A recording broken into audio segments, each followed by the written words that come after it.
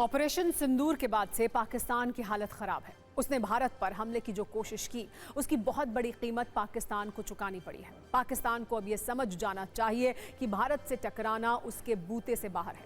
भारत ने आतंक के संहार के लिए इस बार उन हथियारों का इस्तेमाल किया जिनके बारे में पाकिस्तान ने सोचा भी नहीं होगा।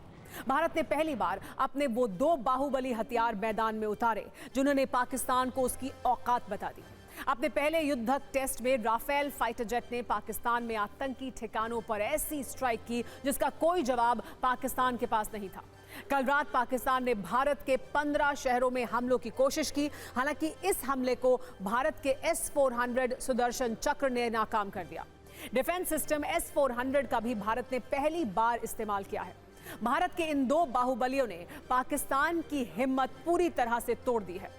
पाकिस्तान को यह गलतफहमी थी कि वो अपने जंगी बेड़े में शामिल चाइनीज हथियारों से भारत का मुकाबला कर सकता है, लेकिन चीन के हथियारों पर कितना भरोसा करना चाहिए अब पाकिस्तान को यह पता चल चुका है।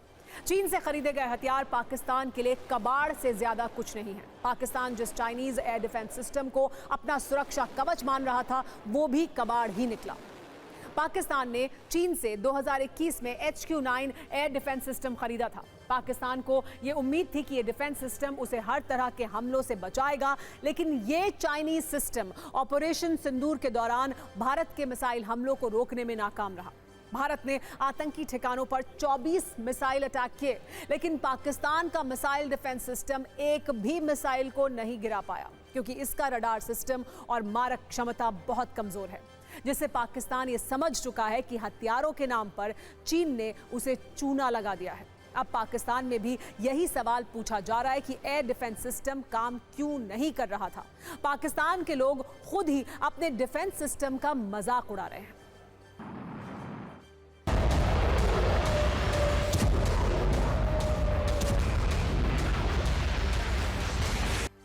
पाकिस्तान में इस वक्त यही सवाल ट्रेंड कर रहा है कि पाकिस्तान का एयर डिफेंस सिस्टम क्यों काम नहीं कर पाया। दूसरी तरफ भारत के S-400 डिफेंस सिस्टम ने पाकिस्तान की सारी मिसाइलों को हवा में मार गिराया।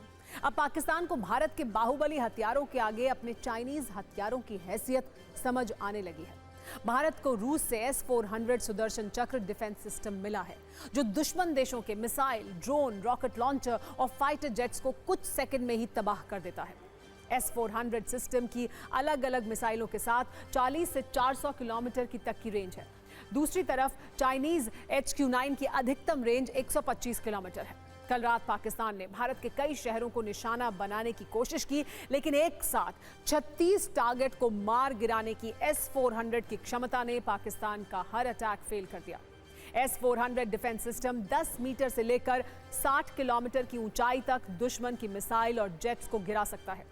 S-400 की मिसाइल इतनी तेजी से लॉन्च होती है कि इसके प्रहार से बचना लगभग नामुमकिन है। वैसे कल रात के बाद से पाकिस्तान इसे समझ गया होगा। भारतीय डिफेंस सिस्टम की मिसाइल पाकिस्तान के चाइनीज सिस्टम से 3 गुना तेजी से हमला करती है। सबसे बड़ी बात यह है कि यह डिफेंस सिस्टम ऑर्डर मिलने के 5 से 10 मिनट में ही ये ऑपरेशन के लिए रेडी हो जाता है।